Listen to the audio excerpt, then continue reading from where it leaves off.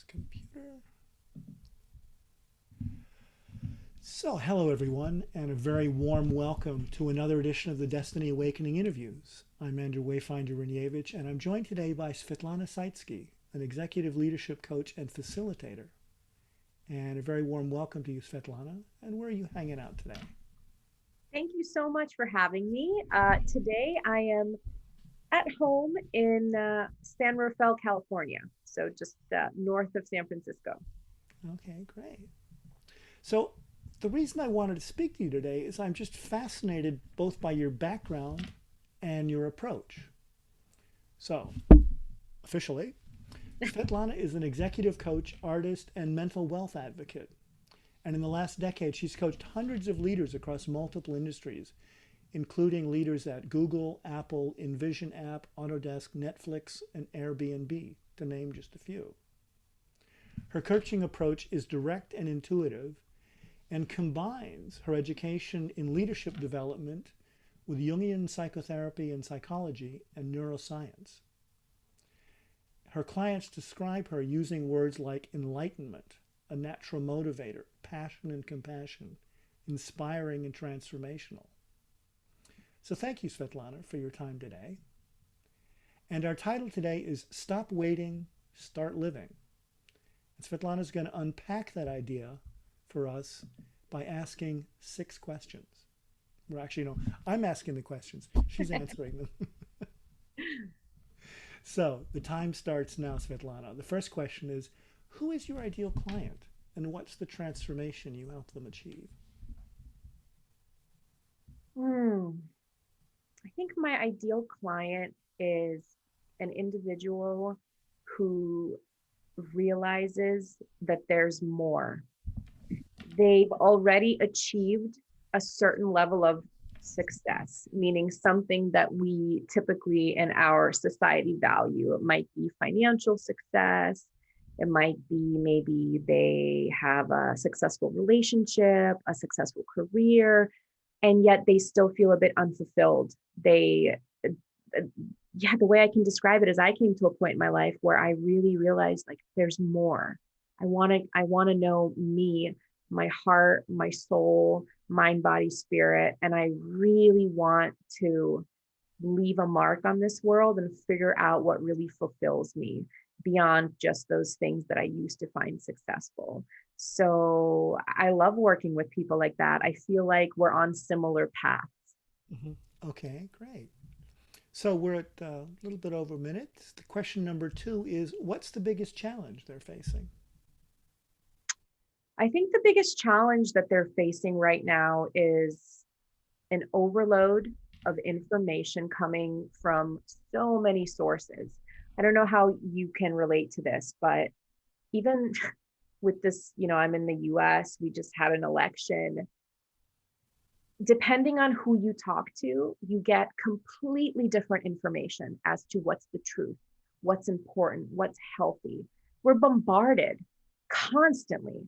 So I think noise, just constant content. The other thing I think is isolation. It's been a rough year. A lot of us have been alone more with ourselves. Uh, Maybe for the introverts, it was awesome, but I'd say even, for everyone, we're social beings. And so spending too much time in your own head, usually not a great thing. So I'd say that that's another. And another one, I would say probably for number three, it's sort of a lack of prioritization. So you kind of have a sense of, I think this is important. I think I want to do this, but like, where do I get started? How do I build a system?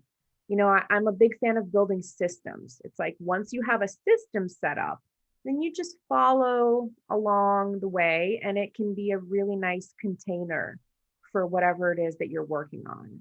So I think those are the main three things. Okay, great.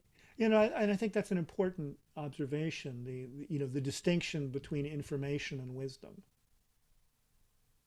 That information might be how to do something,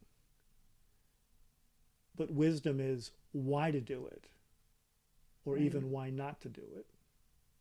right, right. It's sort of like we were just talking about this a little bit earlier, but we all have that kind of voice in our head, or many voices. I have a whole crew of voices in my head.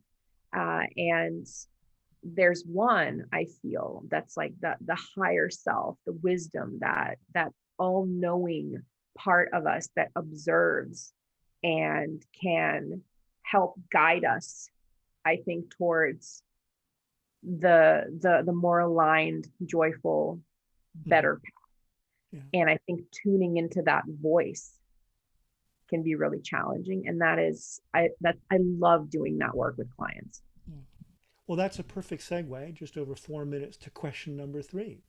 So, what's the number one insight you would share with the audience to help them right now? The number one insight: doing the dishes is something that most people really don't like, but I've learned to feel the warm water on my hands and smell the really nice soap that I buy. Every activity that you do, everything can be enjoyable if you tune in to the feeling of it, like on your body, or the sensation, the smell. It could be anything. I had someone say to me, how I can't find a way to enjoy schoolwork. And I said, well, you can think about the fact that you get to go to school, and millions of people dream of doing that, right? So it's all about perspective, but it's that really, with the right perspective, you can find joy in almost anything. Yeah, that reminds me. My meditation teacher used to say that, when you're in that sort of bliss state, dancing and cleaning the toilet are the same experience. So true. I think about that when I'm cleaning. I really focus, and that's why I've also invested in very good smelling cleaning supplies. I do want to say that might go a little bit against the point, but a friend of mine who's a monk, a former monk, says to me that when he would go away for his retreats, he would always take care of all the things he needed to take care of so that when he was there, he had less on his mind. He said, make it easier for yourself. Life is tough enough. So if you have to make it a little more easy, if you want a nice smelling soap, if you want to take care of your taxes before you go off on that trip so you don't have to worry about it, do that. Make it easier for yourself. Great insight. So, just over 6 minutes. Question number four. Is there a concept, book, program, or talk that has been most impactful in your experience? The Untethered Soul by Michael Singer totally changed my life. Uh, yeah, in more ways. Get the book. Just Okay. read it slowly, read it twice, give it to all your friends. I make no money for saying this. I wish I did. Um, there's another amazing author called Stuart Wilde. He wrote a book called The Infinite Self. It was gifted to me kind of randomly, and it was just, I mean, like consciousness expanding, mind altering, heart opening, amazing. Uh, I'm also a huge fan of Liz Gilbert. I think her TED talk on, I think it's the creative genius, Mm-hmm. is amazing. And her book, Big Magic, is awesome for sparking creativity, and artistry. So, yeah, so I'd say those are a few good examples. Okay, great. And question number five, not quite 8 minutes. What free resource would you like to share with the audience that could help them? Absolutely. So, obviously, as a coach, I believe very much in the power of coaching. So, what I'd love to share is a complimentary coaching session. Let's go ahead and actually, dive in to you, to what's important for you, what you want in your life, maybe some blocks that you're facing, and actually go through the experience of doing it. Because just like anything else, until you try it, coaching is not something you can just sort of theoretically understand. Okay, great. So that's will be at www.svetlana Saitsky, SvetlanaSaitsky.com, and that'll also be in the show notes. So we're at the last question. Svetlana, what should I have asked you that I didn't? Ooh, I love that question. That is a great question. I used to interview people and ask that question. So thank you. What should have you asked me? You should have asked me what I am most grateful for. Okay, so what are you most grateful for? I, in this moment, am most grateful for technology.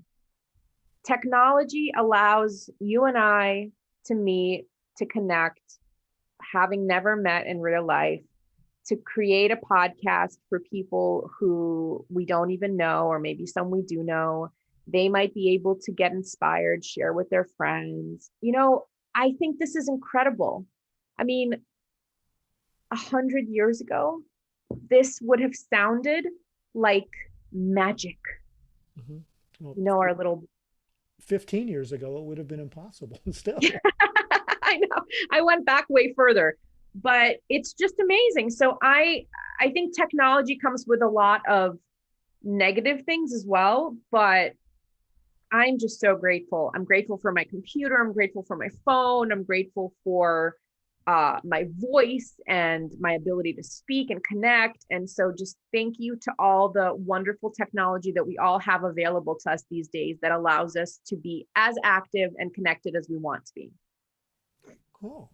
Well, that's been a lovely observation and experience. So thank you so much for your time, Svetlana. Thank you as well. And